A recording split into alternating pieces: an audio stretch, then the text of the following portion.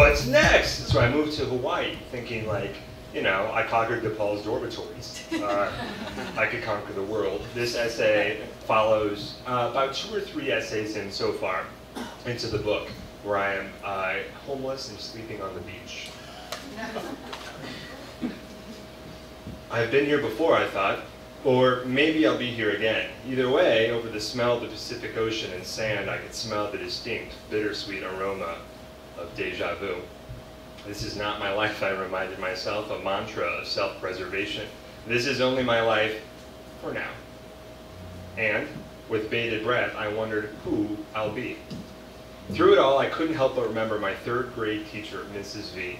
She was a very sweet and old woman with a gray bun wig that wiggled when she yelled. I loved her to pieces, and she loved survival stories. She read them to us often. I was still young enough to categorize her and these stories as some of my first memories. One of the books was Hatchet. In it, a young boy is traveling to Canada to spend the summer with his father when his pilot dies in mid-flight. The boy must then shove the body aside and fake knowing how to fly well enough so that he doesn't end his life as a fireball of plane wreckage falling from the sky. He makes it, and then must survive hunger, bear attacks, and even a tornado, if I recall correctly. He was in the wilds. He was discovering himself. All of the books that she read conveyed a similar amount of sheer terror. Like Kafka for kids. I loved it. It was so exciting. It filled me with so much, oh my gosh, yes I can. I thought I could fly away from school every single day. As she read, I made it habitual to write lengthy notes in my journal.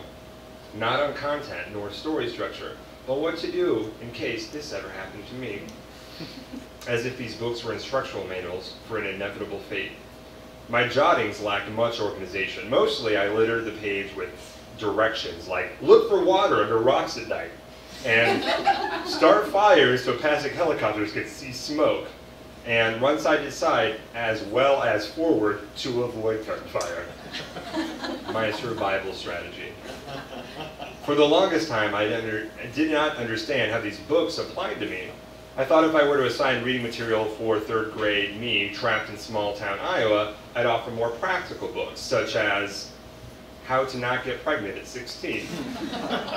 Sports Illustrated is not literature, as is indicated by the name. And let's not forget the dangers of inbreeding. But now I know, I learned the most valuable lessons of my educational career in that classroom. I didn't know when or how, but there will be a time when your pilot dies, when you feel so very alone, and no matter how hard you cry, nobody, not even your parents, can hear you. But the most important lesson is this: the only way you can survive the wild is with your wits. Waking on the beach is much less romantic than you think. There's more sand, for one thing. I mean, I'm sure if you were to conjure an image of the beach, that you would imagine sand, but it would be the theoretical sand. And it would be on the ground or part of the vista. Not on your home, which is also a bed, which is also a towel, and which isn't a bed or a home. But whatever it is, there was sand all over it by morning, and consequently, from my sleeping mouth, agape and flooding drool, there was sand stuck to the entire right side of my face. But it wasn't the sand that woke me up, nor the sun that seemed to dance around any bit of shade I could find. It was the crabs. I'd never had crabs before, so it's not much more jarring. They were itchy as they crawled across my legs, they were annoying as they climbed over my belly, and they were terrifying when they reached my face, perched on my nose, staring at me with their beady little eyes, as my consciousness sputtered like a car in a cold morning. These weren't the kind of crabs that live on your crotch. I'd prefer those. These were the kinds that lived in little burrows on the beach and terrorized homeless teens when they slept. Sleepily, I swat away the tan skeletal creatures as big as a cell phone. The voices in the near distance becoming more clear and more boring. Tourists, beach-bound at dawn and chattering incessantly amongst themselves about inconveniences with their travel accommodations at nearby hotels. The intercontinental breakfast is laughable, an old lady whined in a voice reserved for people who avoided loud restaurants and frowned on people who walked too fast. You're right, a raspy old man's voice agreed. I mean, where were the croissants, she asked. There were no croissants, he agreed. The fact that they were complaining about lack of selection with their feast of a breakfast made my stomach gurgle in protest. On a positive note, their inane bitching gave me a purchase to my morning. Get away from them. Far away. Preferably in a home. But how do you look for a home without a job? How do you get a job without a home? Can I put Beachview as an address for applications? No? No? I needed a plan, a survival strategy. First, use beach public showers to rinse sand and stench. Second, hide bags in nearby bushes, far from the beach and passerbys. Next, find a job. Last, find a home. Easy, right? But before any of that, I needed to crap. A unique challenge given my circumstance. I know it seems crass, but to better understand the atmosphere in this particular circle of hell, you have to know what it's like to poop. It's so embarrassing I'm fighting the desire to forget the affair entirely. Not actually remove it from my memory or pretend it didn't happen, but choose not to commit it to pen and paper. Like looking at an old photograph and cringing at past clothing styles and haircuts, essays are far worse. Photos are superficial, forgiving in comparison, sparing you morsels of detail, like crouching in the bushes of a park by the beach to poop, but poop quietly, so that people don't hear you and possibly have you arrested. No, I will not forget. No, I will not censor. Yes, this is happening. Full disclosure. Why don't I just go to Starbucks or something and use their restroom? No, it's like they know. I imagine the baristas listening to the door for sounds of me using their sink to bathe. I found a spot.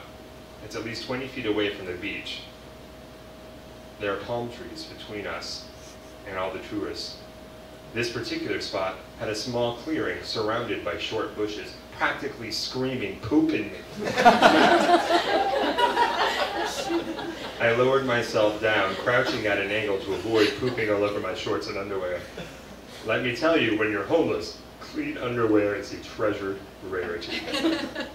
As I started pooping, I decided everything was going to be okay, like a weight had been lifted from my shoulders, or at least a weight has exited. My pilot was dead. I was alone in the wilderness, a destination vacation likened to paradise, and my only means of survival was my wits. Pulling up my pants, I wondered, with fond speculation, who I'll be when I leave the proverbial forest. With all the survival stories, the moral was always the same. When you get out, like a phoenix from the ashes, you are more yourself than ever before. But in what ways? Will I be smarter, stronger, or just more cautious? Will I be tougher, or will my skin just be more calloused? This is not my life. This is my life for now. And I wonder who I'll be. Leaving the clearing behind, I made a movie in my head of Mrs. V and her third grade students. She hadn't aged a day, and the kids gathered around her excitedly, sitting Indian style, and she pulled out a book. The students clapped their hands with giddiness, anticipation. Maybe even one of them took careful notes, but was it out of fear or wisdom? In the last chapter, our protagonist was trapped on a tropical island, homeless and plagued by tourists. Needless to say, things didn't look good. What's going to happen next, the kids wondered. And she turned the page. Thank you.